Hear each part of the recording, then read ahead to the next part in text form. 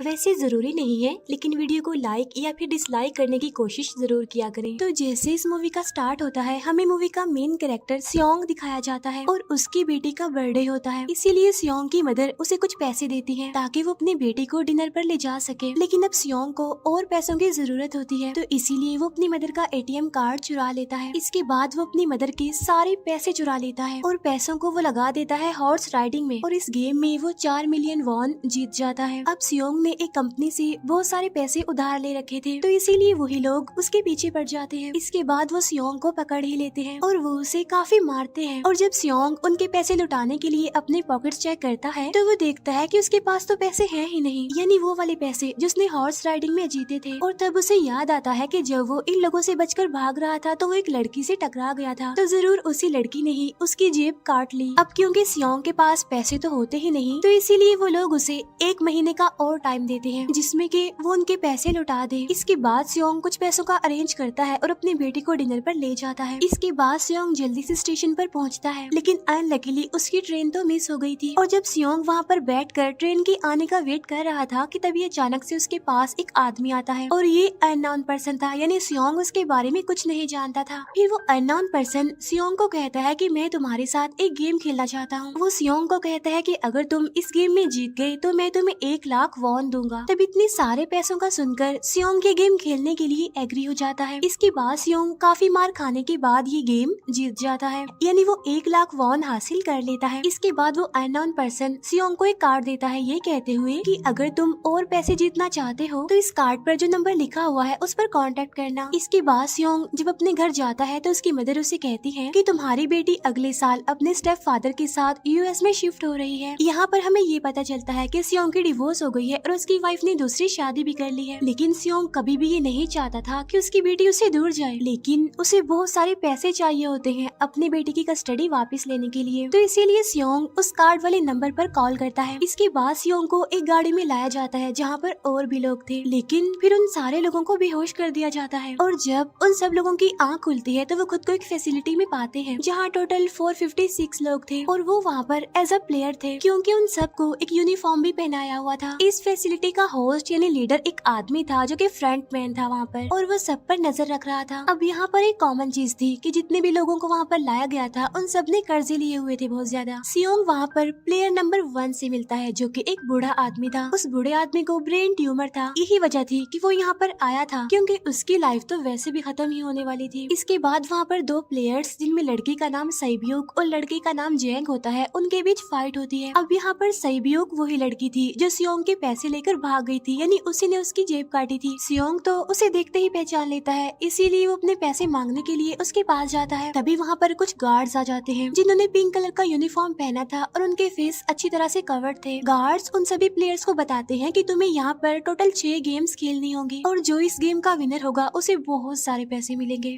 इसके बाद उन सबसे एक कॉन्ट्रैक्ट पर साइन करवाया जाता है और इस कॉन्ट्रैक्ट के 3 मेन रूल्स थे। पहला रूल ये कि कोई भी प्लेयर अपनी मर्जी से गेम को छोड़कर नहीं जा सकता। दूसरा रूल ये होता है कि जो भी प्लेयर खेलने से मना करेगा तो उस प्लेयर को एलिमिनेट कर दिया जाएगा, और उनके मुताबिक एलिमिनेट का मतलब क्या था ये तो हम आगे ही जानेंगे। गेम का तीसरा रूल ये था कि अगर मेजोरिटी इस गेम को खेलना नहीं चाहती तो वो इस गेम को छोड़कर जा सकते हैं। इसके बाद उन सबको गेम के लिए ले जाया जाता है। अब यहाँ पर सियोंग अपनी क्लासमेट सेंगवू से भी मिलता है जो कि उसे बचपन से जानता था। सियोंग उसे वहाँ पर देखकर काफी हैरान होता है क्योंकि वो तो किसी बिजनेस के लिए आउट ऑफ कंट्री चला गया था। अब पहले गेम के लिए वहाँ पर एक काफी बड़ी डॉल थी और इस गेम का रूल काफी सिंपल था, और वो ये था कि डॉल जब भी गाना गाएगी उन सबको आगे बढ़ना है, और जैसे ही वो गाना गाना बंद करेगी तो उन सबको रुक जाना है और मूव नहीं करना है, और अगर कोई हिल गया तो उसे एलिमिनेट कर दिया जाएगा। अब स्टार्टिंग में तो ये सब कुछ उन्हें किसी प्रैंक की तरह लग रहा था, लेकिन जब एक लड़का हिल जाता है तो उसे शूट करके मार दिया जाता है, और यही होता है एलिमिनेट का मतलब, यानी उन्हें मार दिया जाएगा। अब ये देखकर वो सारे लोग काफी घबरा जाते हैं और उन्हें पता चल चुका था कि वो खतरे में है, इसीलिए लोग डरते हुए पैनिक करते हुए इधर उधर भागने लगते हैं।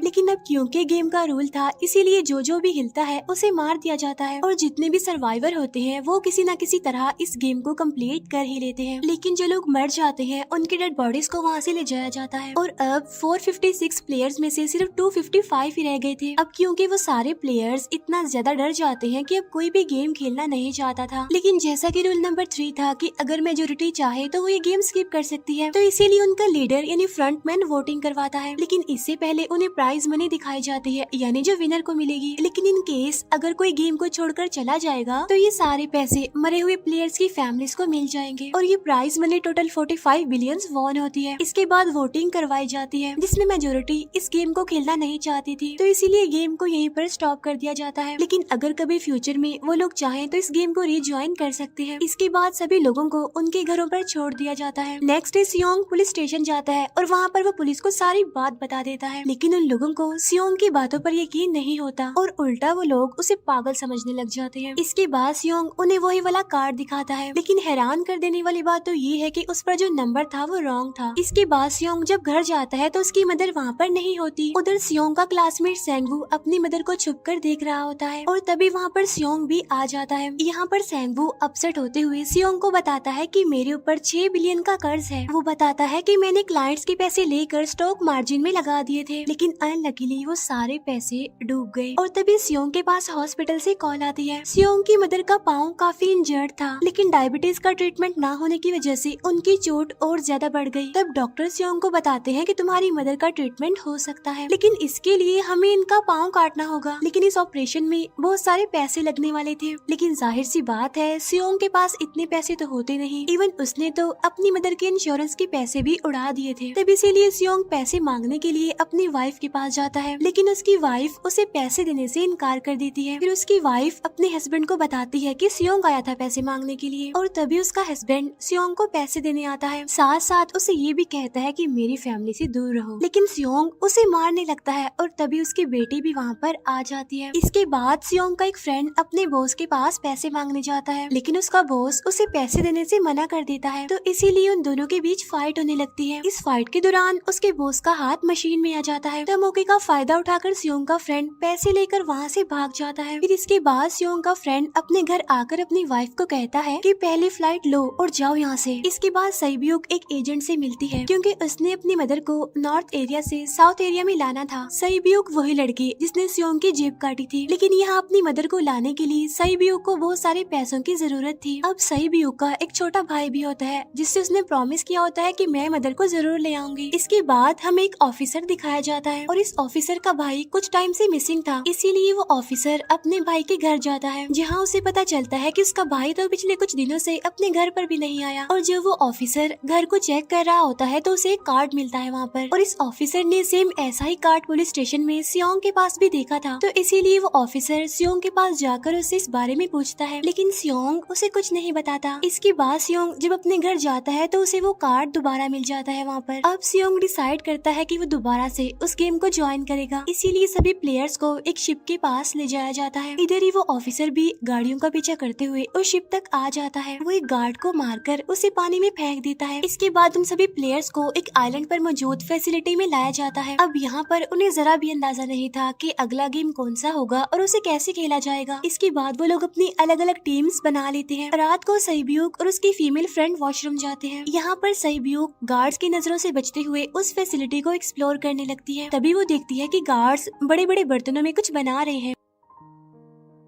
लेकिन अब क्योंकि गार्ड्स को शक हो जाता है तो ये गार्ड वॉशरूम्स को चेक करने के लिए आता है, लेकिन तब तक सईब्यूक वापस आ चुकी थी। इसके बाद सईब्यूक अपनी फीमेल फ्रेंड को सारी बात बता देती है जो उसने देखा था, लेकिन यहाँ पर सेंगवू उन दोनों की बातें सुन लेता है और वो इस बारे में सईब्यूक से पूछता है, जिस पर सईब्यूक बताती है कि वो बड़े बड़े बर्तनों में कुछ पका रहे थे। इसके बाद उन सभी प्लेयर्स को प्ले ग्राउंड में लाया जाता है, जहाँ पर उनके सामने 4 शेप्स थी। 4 शेप्स में से उन्होंने किसी एक शेप को चूज करना था। अब यहाँ पर सेंगवू को पता चल जाता है कि गेम क्या है और क्या करना है हमें। सेंगवू सियोंग को बताता है कि सबने अलग अलग शेप्स को चुनना है। इसके बाद उन सभी को एक छोटा सा बर्तन दिया जाता है जिसमें की शेप्स बनी होती है। अब गेम उनकी ये होती है कि उन्होंने किसी तरह उस शेप को बाहर निकालना है बगैर डैमेज किए, लेकिन अगर शेप जरा से भी खराब हो गई तो उन्हें एलिमिनेट कर दिया जाएगा, यानी मार दिया जाएगा। अब यहाँ पर सेंगवू तो इजिली उस शेप को निकाल लेता है, लेकिन सियोंग इतना ज्यादा घबरा जाता है कि उसकी हालत खराब होने लगती है, लेकिन फिर वो किसी न किसी तरह करके इस गेम को भी जीत लेता है। इसके बाद उन सबको वापस से रूम में लाया जाता है। अब यहाँ पर 187 प्लेयर्स वापस आए थे, जिनमें से अब सिर्फ 108 ही रह गए थे। इसके बाद उन सबको खाने के लिए ले जाया जाता है, लेकिन खाने की वजह से जैंग की एक लड़के से फाइट हो जाती है, जहाँ पर जैंग उस लड़के को इतना ज्यादा मारता है कि वो मौके पर ही मर जाता है। इधर ही हम देखते हैं कि उन प्लेयर्स में से एक डॉक्टर होता है जो गार्ड्स के साथ मिलकर मरे हुए लोगों के ऑर्गन्स निकाल कर उन्हें चाइनीज को बेचने का काम करता है। इसीलिए जब भी डेड बॉडीज को ले जाया जाता है तो वो डेड बॉडीज को गायब कर लेते हैं, क्योंकि ये सब कुछ एक प्लान के अकॉर्डिंग चल रहा था, क्योंकि ये सारा कुछ फ्रंट मैन से छुप कर हो रहा था। यही वजह थी कि कंट्रोल रूम में भी उन्होंने अपना ही एक आदमी बिठाया हुआ था जो कि उन लोगों की सारी वीडियो फुटेज डिलीट कर देता था, और गार्ड्स तो डॉक्टर को गेम के बारे में पहले ही बता देते थे ताकि वो सरवाइव कर सके। यहाँ पर एक गार्ड उसी प्लेयर डॉक्टर को बताता है कि आज हमने प्लेयर्स को जानबूझकर खाना कम दिया है ताकि वो आपस में लड़ने लगे, जिससे होगा ये कि सारे वीक प्लेयर्स गेम से आउट हो जाएंगे। साथ ही गार्ड डॉक्टर को अपनी अगली गेम के बारे में बता देता है। अब 30 मिनट के बाद वहाँ पर लाइट्स ऑफ होने वाली थी। अब यहाँ पर सेंगवू को पता था कि सियोंग की टीम जरूर कोई उल्टा काम करेगी, इसीलिए वो उस टीम को अपने पास बुलाकर उन्हें रिलैक्स रहने के लिए कहता है। उधर वो जो डॉक्टर प्लेयर होता है वो जैंग की टीम में शामिल हो जाता है। यहाँ पर डॉक्टर जैंग को बता देता है कि अगला गेम क्या होने वाला है। इसके बाद लाइट्स ऑफ हो जाती है और जैंग अपनी टीम के साथ मिलकर बाकी सभी को मारने लगता है। जैंग एक लड़की को मारकर सईब्यू को मारने जाता है, लेकिन तभी सियोंग उसे बचा लेता है। इसके बाद गार्ड्स वहाँ पर आकर उन सभी को रोक लेते हैं और अब टोटल 80 लोग रह गए थे। इसके बाद उन सभी को तीसरे गेम के लिए ले जाया जाता है और यहाँ पर उन्हें 10-10 प्लेयर्स की एक टीम बनाने के लिए कहा जाता है, और वो लोग ऐसा ही करते हैं, अपनी अपनी टीम बना लेते हैं। अब क्योंकि जैंग को अगली गेम के बारे में पहले ही पता होता है, इसीलिए वो सईब्यू की फीमेल फ्रेंड को अपनी टीम में नहीं रखता और वो अपनी टीम में सिर्फ मर्दों को ही रखता है। इसके बाद सेंगवू भी अपनी एक टीम बना लेता है। अब क्योंकि उन्हें एक प्लेयर की जरूरत थी तो इसीलिए सईब्यू की फीमेल फ्रेंड उनके टीम में शामिल हो जाती है, और ये गेम असल में टग ऑफ वॉर का होता है, यानी उन्होंने अपने सामने वाली टीम को नीचे गिराना था। इसके बाद गेम स्टार्ट हो जाती है और जैंग की गेम बड़ी आसानी से इस गेम को जीत लेती है। इसके बाद बारी होती है सेंगवू की टीम की। तब प्लेयर नंबर 1 यानी वो बूढ़ा आदमी कहता है कि मैंने अपनी जिंदगी में बहुत सारी टग ऑफ वॉर्स खेल रखी हैं, इसीलिए उन सबको गाइड करता है कि इस गेम को कैसे जीतना है। तो इसीलिए वो लोग किसी न किसी तरह करके इस गेम को जीत जाते हैं। फिर दिखाया जाता है कि 30 मिनट के बाद दोबारा से लाइट्स ऑफ हो जाएंगी, जिस पर सेंगवू उन सबको कहता है कि रेडी रहना। तो इसीलिए वो डिसाइड करते हैं कि एक एक करके हम पहरा देंगे। अब जैंग की टीम में एक से बढ़कर एक चालाक प्लेयर था, तो इसीलिए जैंग को डर होता है कि कहीं उसकी टीम उसे ही साइड पर न लगा दे, यानी उसे ही अपने रास्ते से न हटा दे।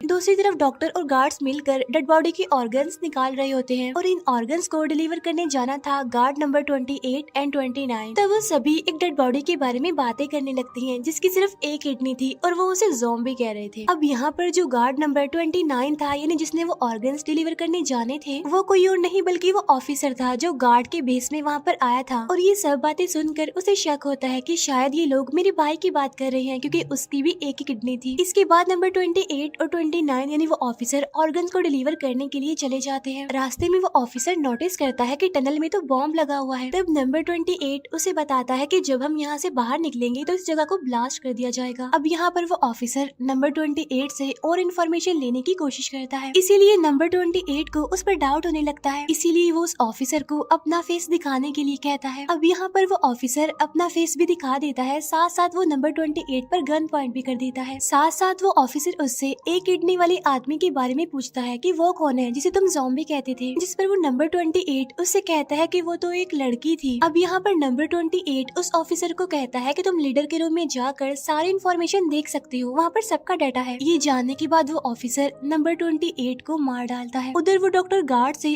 अगली गेम के बारे में पूछता है, लेकिन इस बार गार्ड्स को भी अगली गेम के बारे में पता नहीं होता। तब इसीलिए डॉक्टर को गुस्सा आ जाता है और वो एक गार्ड को पकड़ लेता है और उनकी फाइट होने लगती है। इसी फाइट में डॉक्टर डॉक्टर उस गार्ड को मार कर वहाँ से भाग जाता है। इसके बाद एक गार्ड भी उसका पीछा करता है और वो दोनों प्लेग्राउंड में आ जाते हैं। यहाँ पर गार्ड डॉक्टर को अपनी बातों में फंसा कर उसे मारने वाला होता है, लेकिन तभी लीडर यानी फ्रंटमैन आकर उसे मार डालता है और बाद में वो उस डॉक्टर को भी मार डालते हैं। साथ साथ इन्हें वहीं पर नंबर 28 की डेड बॉडी भी मिल जाती है, जिससे इन्हें ये पता चल जाता है कि फैसिलिटी में कोई घुस गया है। उधर वो ऑफिसर लीडर यानी फ्रंटमैन के रूम तक पहुंच जाता है। तब वो चेक करते करते एक ऐसे रूम में जाता है जहाँ पर सबके रिकॉर्ड्स थे, और जब वो ऑफिसर रिकॉर्ड चेक कर रहा होता है तो उसे सभी विनर्स की एक लिस्ट मिलती है, जिसमें उसके भाई का भी नाम था, यानी वो भी कभी विनर था। उधर सभी प्लेयर्स को 4th गेम के लिए ले जाया जाता है, जहाँ पर उन सबको अपना अपना पार्टनर चुनने के लिए कहा जाता है, और वो प्लेयर्स करते भी ऐसा ही है, अपना अपना पार्टनर चुन लेते हैं। सहीब्यूक की फीमेल फ्रेंड भी अपना पार्टनर ढूंढने की कोशिश करती है, लेकिन कोई भी उसका पार्टनर बनने को तैयार ही नहीं था। इसके बाद सभी प्लेयर्स को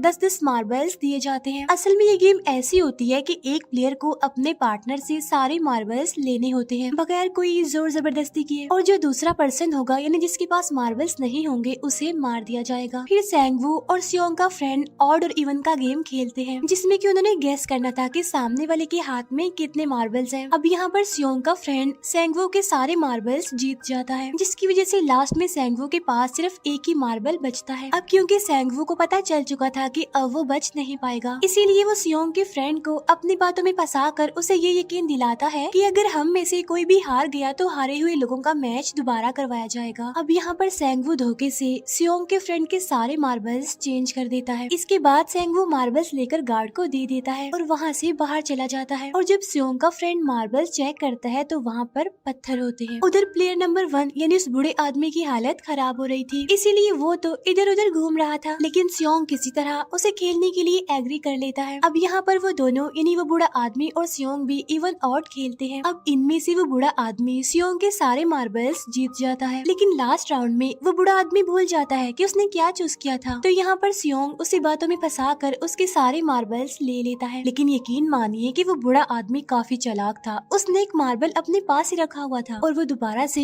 इधर उधर घूमने लगता है। अब यहाँ पर सियोंग उसे रिक्वेस्ट करता है कि प्लीज मेरे साथ एक और गेम खेलो ना। तब यहाँ पर वो बूढ़ा आदमी कहता है कि मुझे पता है कि तुमने सारे मार्बल्स धोखे से लिए हैं मुझसे। वो कहता है कि मुझे सब पता था, बस मैं पागल बनने की एक्टिंग कर रहा था।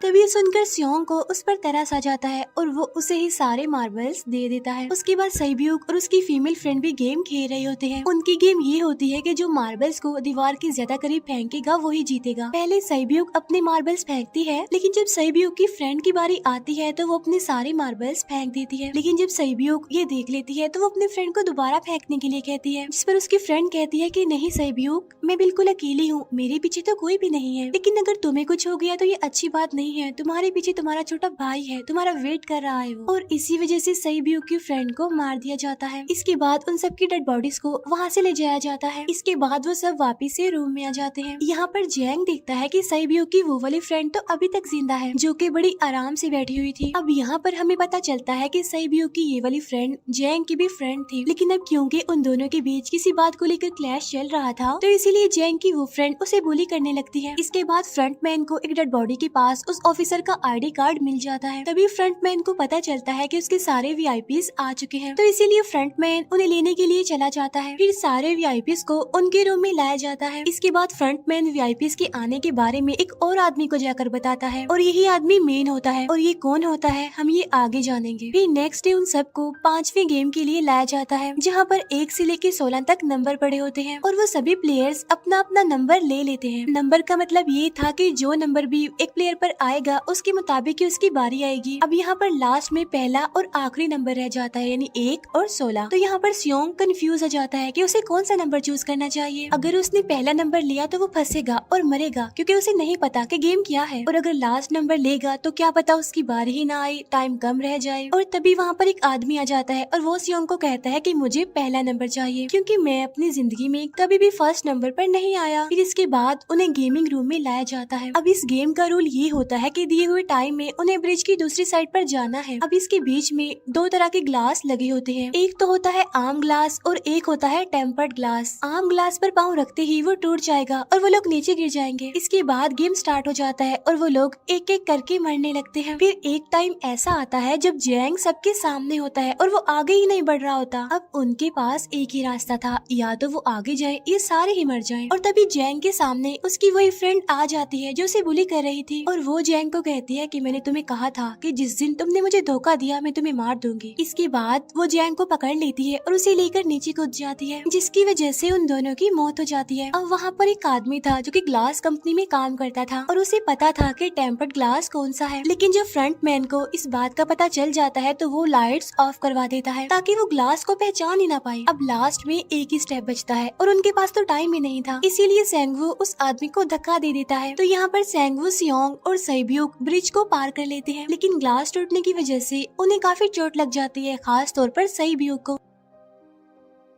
उधर उस ऑफिसर ने एक सर्वेंट को मारकर उसकी जगह खुद ले ली थी। अब एक वीआईपी को उस ऑफिसर पर शक होता है और वो उसे कहता है कि अपना मास्क रिमूव करो, लेकिन वो ऑफिसर कहता है कि ठीक है, लेकिन मैं अंदर जाकर अपना मास्क रिमूव करूंगा। इसके बाद वो ऑफिसर उस वीआईपी को लेकर अंदर चला जाता है। अंदर जाकर वो ऑफिसर उस वीआईपी को बेहोश कर देता है और इस बात का पता फ्रंट मैन को चल जाता है, इसीलिए फ्रंट मैन उसके पीछे जाता है और वो उस ऑफिसर को देख लेता है, इसीलिए वो ऑफिसर वहाँ से भागकर आइलैंड पर आ जाता है। फ्रंट मैन भी उसका पीछा करते हुए वहाँ पर आ जाता है। अब यहाँ पर वो ऑफिसर अपने सीनियर्स को कॉल करने की कोशिश करता है, लेकिन कॉल कट हो जाती है। फिर वो ऑफिसर उन्हें सारे सबूत भेजता है, लेकिन वहाँ पर नेटवर्क नहीं था। इसके बाद फ्रंट मैन ऑफिसर को पकड़ लेता है और उसे उनके साथ चलने के लिए कहता है, लेकिन वो ऑफिसर तो उस फ्रंट मैन पर गोली चला देता है। इसके बाद फ्रंट मैन अपना मास्क उतार देता है, तो वो ऑफिसर देखता है कि वहाँ पर कोई और नहीं बल्कि उसका अपना भाई है वो। इसके बाद ऑफिसर का भाई यानी फ्रंट मैन उसे शूट कर देता है और वो जाकर पानी में गिरता है। उधर ग्लास लगने की वजह से सैब्यूक काफी इंजर्ड हो गई थी और उसका बहुत सारा खून भी बह रहा होता है। इसके बाद तीनों सर्वाइवर्स को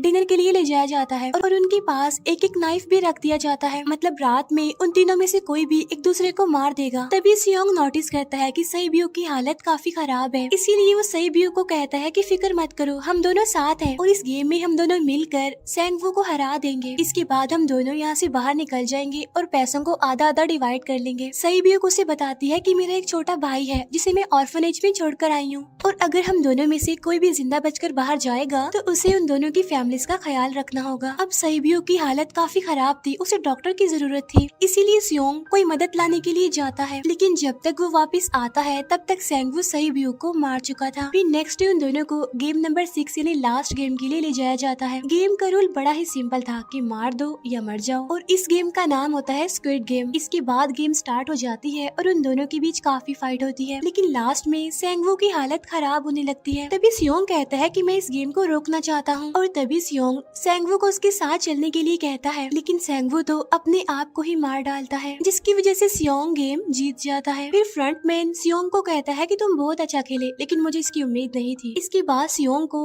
उसके घर पर छोड़ दिया जाता है और उसके पास एक एटीएम कार्ड भी था, और जब सियोंग उस एटीएम कार्ड को जाकर चेक करता है तो वो दिखता है कि सारे पैसे उसके अकाउंट में भेज दिए जाते हैं। इसके बाद सियोंग अपने घर जाता है, लेकिन तब तक उसकी मदर की डेथ हो जाती है। इसके बाद हमें 1 साल बाद का सीन दिखाया जाता है, जहाँ पर हम देखते हैं कि सियोंग की हालत काफी खराब हो गई है, यानी वो अब काफी नशा करने लग गया है और उसने अब तक उन पैसों को हाथ तक नहीं लगाया। एक दिन एक फूल बेचने वाली औरत सियोंग के पास आती है और वो उसे सेम वैसा ही कार्ड देती है जिसमें एक एड्रेस लिखा हुआ था, और फिर सियोंग उस एड्रेस पर जाता है, जहाँ पर उसे पता चलता है कि ये सारा किया धरा किसी और का नहीं बल्कि उस बूढ़े का है, प्लेयर नंबर 1 का, और वो अभी भी जिंदा है। यहाँ पर वो बूढ़ा आदमी सियोंग को बताता है कि मैं अपनी लाइफ से बोर हो चुका था और ये सारी गेम मैंने अपने क्लाइंट्स के साथ मिलकर बनाई ताकि मैं लोगों को मरता हुआ देखकर एंजॉय कर सकूं, लेकिन हाँ, हमने किसी को मजबूर नहीं किया था ऐसा करने के लिए, और मैंने गेम में इसीलिए पार्टिसिपेट किया क्योंकि गेम देखने से ज्यादा उसे खेलने में मजा आता है। वो कहता है जो पैसे तुम्हारे पास है वो मेरे ही हैं, और ये कहते ही उस बूढ़े आदमी की मौत हो जाती है। इसके बाद सियोंग सैब्यूक के छोटे भाई के पास जाता है और उसे लेकर वो जाता है सेंगवू की मदर के पास, और वो सेंगवू की मदर को कहता है कि इस बच्चे का ख्याल रखना, साथ साथ वो उसे एक बैग भी देता है जिसमें बहुत सारे पैसे होते हैं। इसके बाद सियोंग स्टेशन पर जाता है, जहाँ पर उसे वही अननोन पर्सन मिलता है जो कि उसे मूवी के स्टार्ट में भी मिला था। यहाँ पर सियोंग उसका पीछा भी करता है, लेकिन तब तक वो भाग चुका था। फिर सियोंग उस कार्ड वाले नंबर पर कॉल करता है और वो पूछता है कि तुम लोग कौन हो और लोगों के साथ ऐसा क्यों कर रहे हो, क्यों खेल रहे हो लोगों की जिंदगी से। लेकिन आगे से उसे रिस्पॉन्स आता है कि सियोंग, अगर तुमने जिंदा बचना है तो प्लेन में चढ़ जाओ। और इसी के साथ ही मूवी यहीं पर एंड हो जाती है। Thank you for watching.